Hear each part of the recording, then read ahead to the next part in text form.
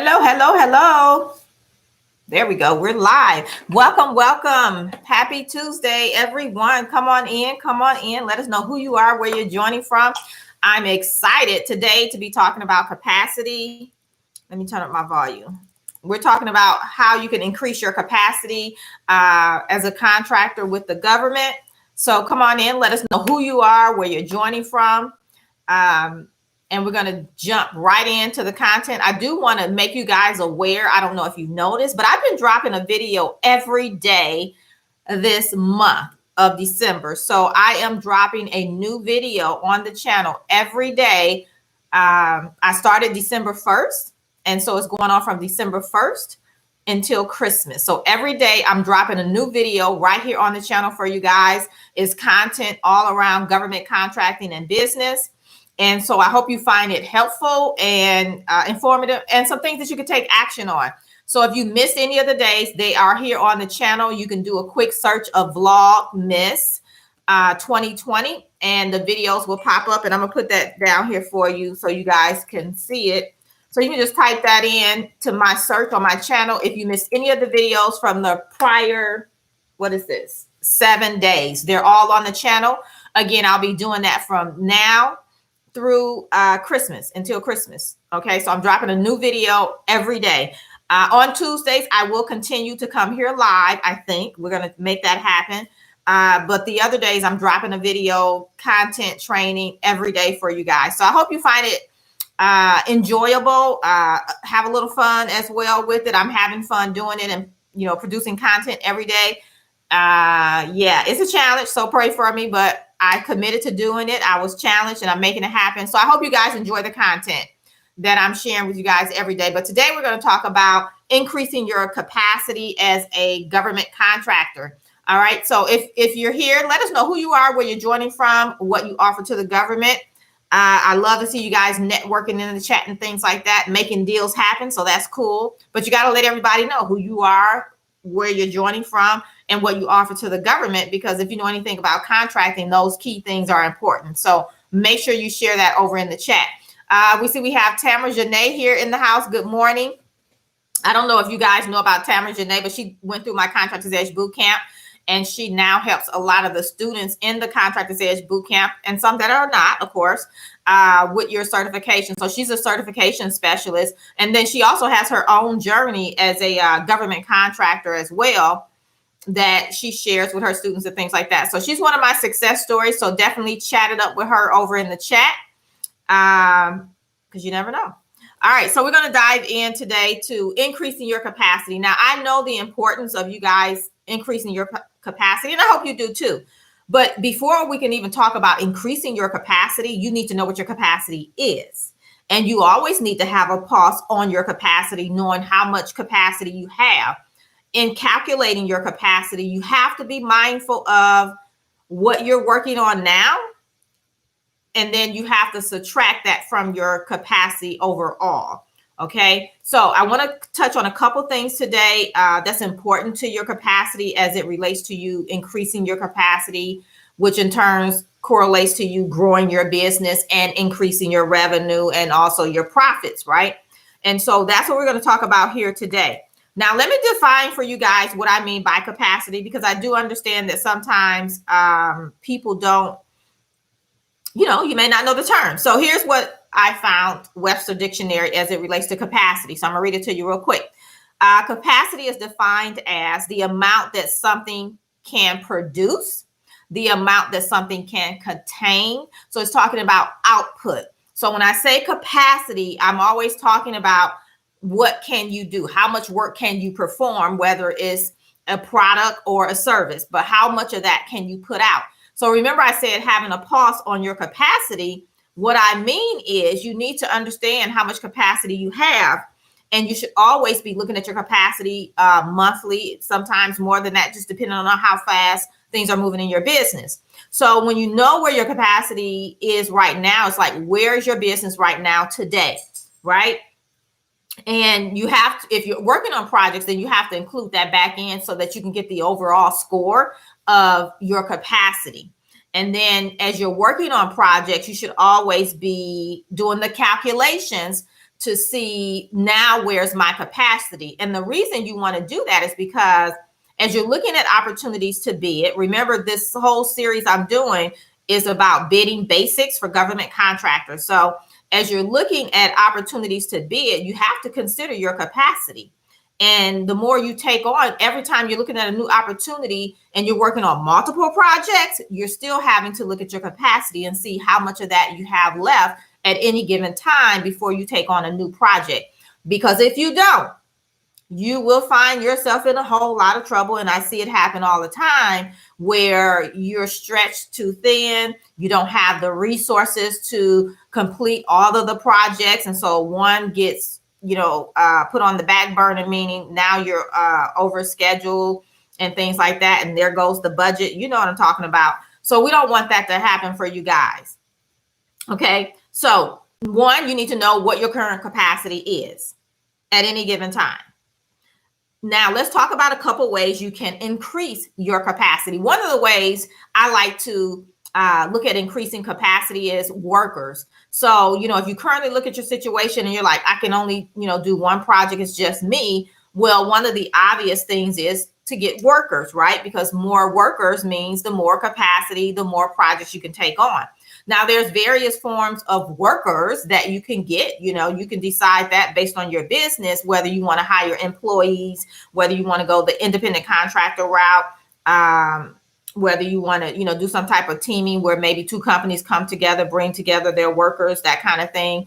You can use day labor, staffing agencies. So you have resources available to find workers, but it is a great way to increase capacity and be able to take on multiple projects and even larger projects. Another thing is looking at your financial resources, because we know financial resources play a part in increasing capacity as well. And so you always have to look at your financial resources to look at your overall capacity. And then as you're tasked out on different projects, you have to take away from that, even from the financial perspective. Now, one thing I can tell you for sure is you can increase your financial capacity by the more projects you take on. But in turn, you also have to make sure those projects are profitable. Because if you're breaking even, then you're not increasing your financial capacity. There's no way for that to happen. So it also entails, being able to increase capacity. You have to know how to bid contracts and bid them profitably. Now, if that's not something you know how to do, we cover that in the Contractors Edge Bootcamp in Module 3. We talk nothing about or only about, I should say, bid and profit, because they have to go together if you want to grow and scale your business and increase your capacity. So you have to look at your financial resources, and you can go back to a prior day's vlog of this month, the series that I'm doing. And I talked about expanding resources. Did I? I can't remember. I may not have. If I didn't, it's coming out tomorrow. I think it's tomorrow. Let me check. I think I'm bringing that one out to you tomorrow on expanding resources. I don't think I did that one yet. Let me check real quick. Nope. Okay, it's coming out tomorrow. So I'm doing a video tomorrow that'll drop here on the channel, and I'm talking all about expanding resources. And so some of those things I'm covering there will also touch on the workers and how you can actually do it, as well as the financial resources and how you can increase those as well. And I think I did a video maybe last week on the financial aspect as well. So definitely, if you missed any of the vlog videos this month, the month of December, you can definitely go back and watch them. I put in the chat the keyword, you can search and they'll come up for you. So the third way that you can increase capacity is by taking on more projects, right? If you can take on more projects. So that means if it's just you, you need to understand what your personal capacity is. How many projects can you do at one time? So for example, if say you're doing professional training and development, and you're the one that's going to be doing all of the training. So how many, trainings can you do in a week, right? How many can you do in a month? How many different clients can you work with at a particular time? So you need to know those things, and that'll help you in being able to take on more projects. So it's very, very important that you're able to increase in these three key areas if you want to grow your business and increase your profit margins. Now, with these projects that you're taking on, more projects theoretically should mean more profit. But if you're not bidding correctly, you could just be taking on more work and breaking even. And definitely, I don't want to say that you're in the red. I hope that's not happening. And if it is, you need to learn how to bid better. Something's wrong in your numbers. Okay. So let's recap really quickly what I covered. We talked about ways you can increase your capacity as a government contractor. I defined capacity for you so that you understand what it means. And then I also explained 3 ways you can increase capacity, like starting today. You can start working on getting workers, however you decide to do that, whether they're going to be employees, independent contractors, or whatever. But you can start working on getting workers on tap. I'm not saying you have to hire people and start paying them, but know who you're going to go to when you have the opportunity. The second thing is your financial resources. Increasing your financial resources could be just getting more projects or making sure you're profitable on your projects. If you're profitable, maybe can you be more profitable? Like, can you increase those margins? So look for ways to increase your financial resources. And then third is taking on more projects that are profitable. They have to be profitable in order for you to increase capacity. And here's the other thing that will happen. If you do these 3 things, and you're taking on projects, you're cash flowing, you're having some money left over, which is a profit, then you'll be able to not only increase capacity, but then you'll also be able to start taking on larger projects. Larger projects means what? More income, more profit margins. Okay, or larger profit margins, I should say. So that's what I wanted to share with you guys here today. I wanted to keep it short, brief, and to the point. We talked about increasing capacity, but you know how I roll. So I'm still going to open it up for Q&A because we are here live. So if you have any questions about increasing your capacity or government contracting or business in general, go ahead, pop them in the chat, and I'll answer a few questions for you guys while we're here. And I see Linda's in the house. So good morning, Linda. Cookie Smith, I think you're new. I don't remember you. So welcome to the channel. And we have Talvis is back this morning. So good morning. Some of you guys I remember from the Get Government Contracts workshop I did last month. I did a full week series on Get Government Contracts. So I had fun doing that. And here I am this month doing 25 days. So in 25 days, you're getting 25 videos from me, except for the days that I go live. So I'll be here live, but you're still getting a video. And I'm doing that all the way up until Christmas. So make sure you check back every day to get the videos. You can use the link at the very top, Vlogmas 2020, to search those videos on my channel if you have missed any of them. Okay, and there's a and you can also look in this playlist. It's called Bidding Basics, and so that's where all of the Vlogmas videos are going to be for this Vlogmas 2020, and it's all around bidding basics. So we're talking about bidding contracts. Good morning, Luther. I think this is your first time. Welcome to the channel. So if you guys have any questions, go ahead, pop them into the chat. A lot of what I'm sharing here this month, if you guys notice, is really focused on bidding government contracts. Although, most things that I teach you, it works for the private sector as well. So don't get it twisted. You can use it in the private sector, city, county, state government, corporate. Bidding is bidding. Numbers is numbers. Okay.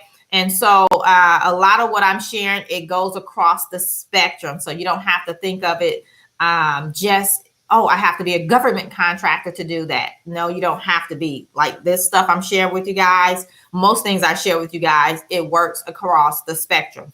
And so that's why I always say I talk about government contracting and business. Okay. So if you have any questions, go ahead, pop those in. I'll answer any questions you have on government contracting or business in general. If you're needing help in, getting your business going, learning how to bid contracts, get your first bid done, I do want to invite you into the Contractors Edge Bootcamp. So definitely check it out. See if it's a good fit for you. If you want to take advantage of it and join us. I do live trainings. They're on Zoom instead of here because I want to see you too so we can interact. They're small groups, so that way I get to know you, your business, and you always get to ask your questions and get your questions answered. There's trainings on capacity, on finding your customer, how to find opportunities to bid, how to read the solicitation, break it down, pull out the requirements, how to write your proposal. I even give you a plug and play template that you can tweak, make your own for the proposal. So you don't have to start from scratch. I give you a bid template as well that you can use, as well as a bid formula spreadsheet. So I give you everything you need to get your first bid done. Plus, you're able to ask me questions and have me look at things for you too. So that's over at firstbiddonefast.com, firstbiddonefast.com. I'll put that down here below. And at the very least, you're here. Check it out. There's no harm, no foul, just to go look and see what it's all about, see what we're covering, and see if it's something that you need or if you'd like my support. So check it out. All right, so let's see. Tamara says, what are some key things contractors should pay attention to when partnering with other contractors? So that's a great question. And maybe I think I'm touching on this a little bit tomorrow in the video on expanding your resources, but I'll answer it here. But definitely make sure you watch the video tomorrow. So some key things to look out for, pay attention to when partnering with other contractors or anybody, I feel in general, is at the end of the day, we can agree upon whatever we agree upon in conversation. At the end of the day, one thing I teach my students, get it in writing. That's the first thing. Get it in writing. The second thing I teach my students is it's all about positioning. Because I've heard horror stories, and I'm sure you have too. And so a lot of times it will shy us away from taking on opportunities or doing certain things because there's a trust factor involved. I get it. And so definitely watch tomorrow's video because I talk about this trust thing, transparency, all of that. But here's what you want to do. One, get it in writing, whatever it is. And then the second thing is about positioning.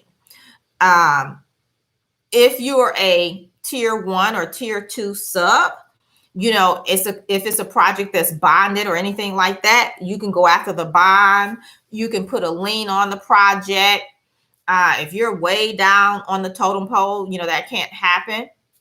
So it's all about positioning. Where are you at on that ladder of here's the company or contracting officer, doesn't matter, the agency that is asking the company to do the work. So they're the one that's the customer.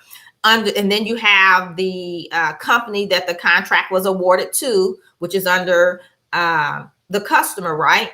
And so now this company is going to sub out work to other contractors, right?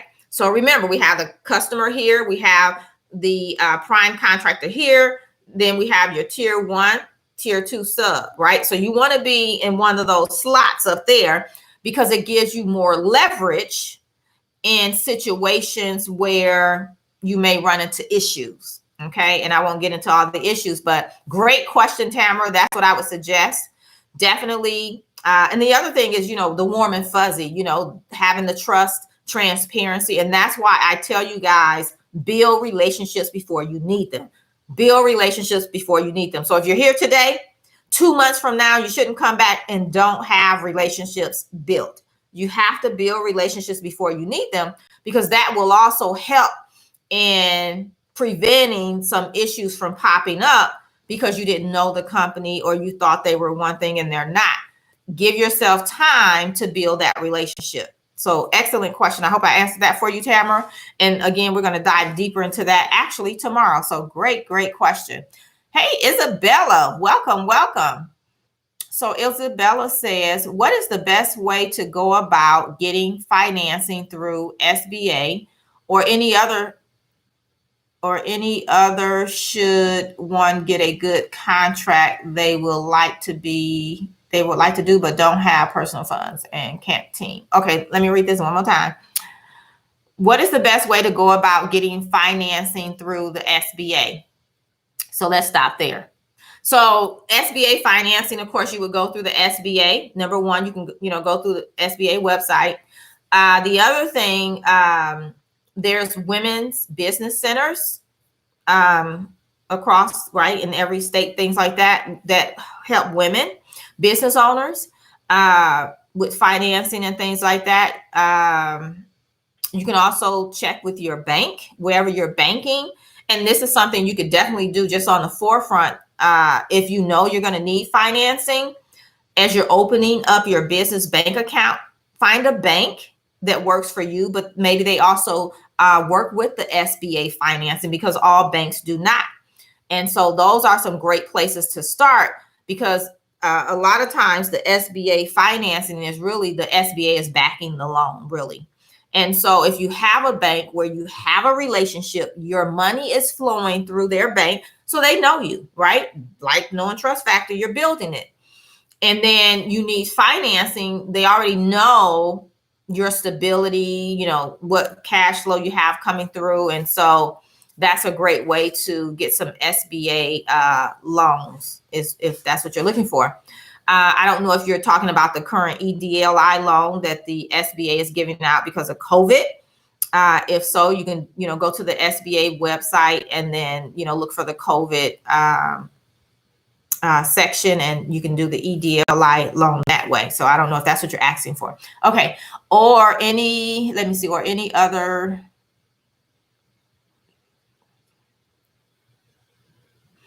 And then the other question, I guess you're saying, Isabel, if you have a contract you would like to do, but you don't have the personal funds and can't team.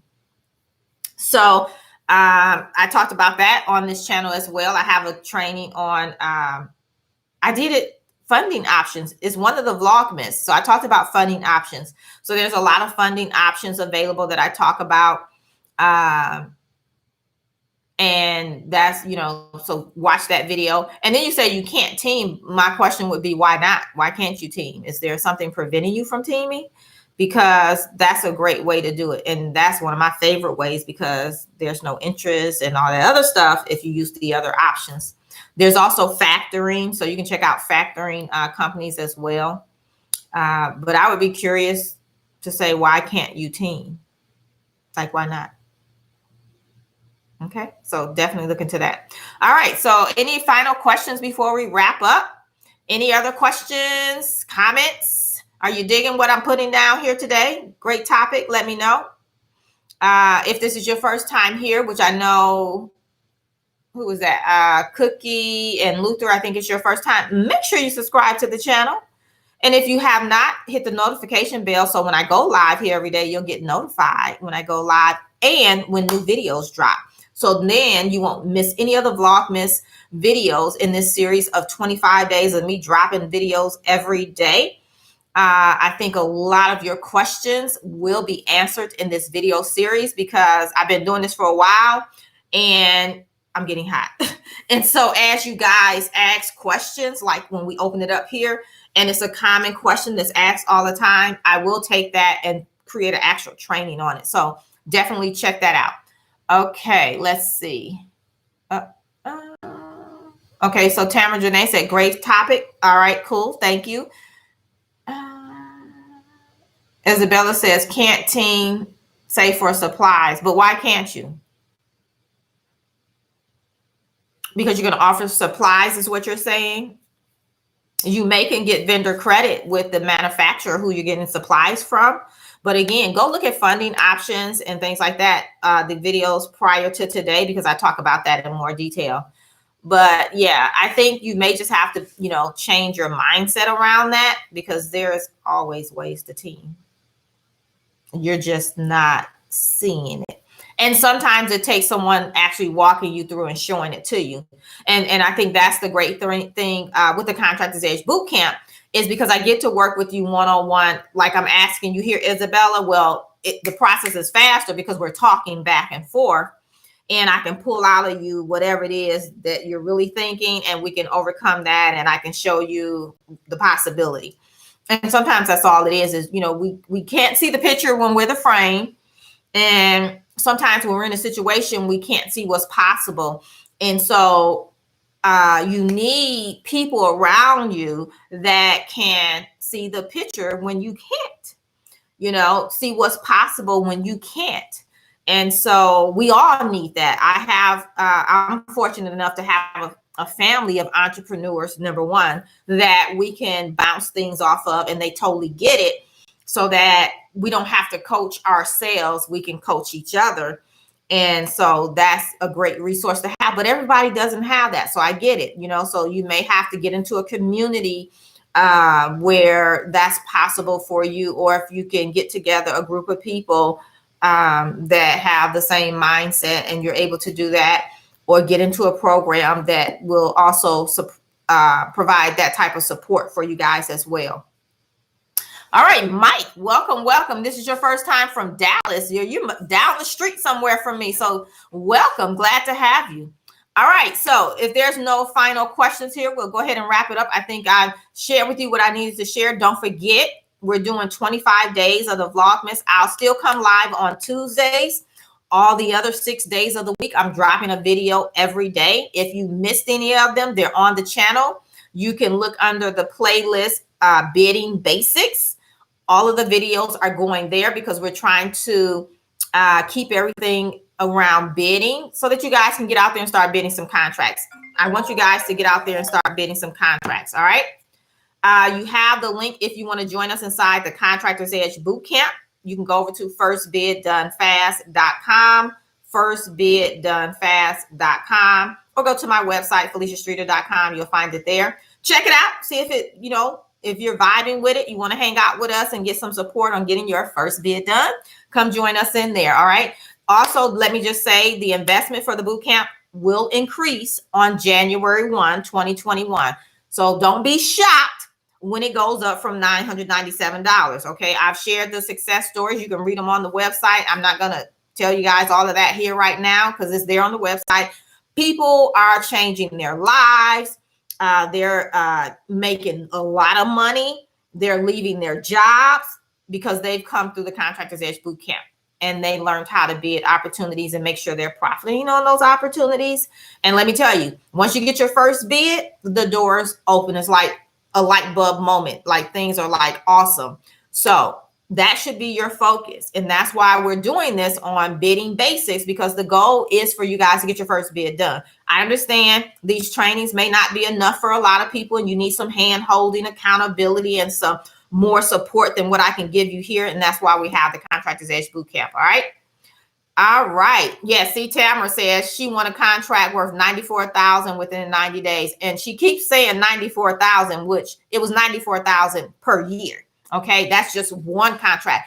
I mean, how cool is it to have income that is a certain amount and you're going to make it over the next 5 years? That's what she did inside the bootcamp. All right. All right. So there we have it. Have an awesome rest of your day. Remember, I'm dropping a new video tomorrow, so I'll see you right back here real soon. Bye for now.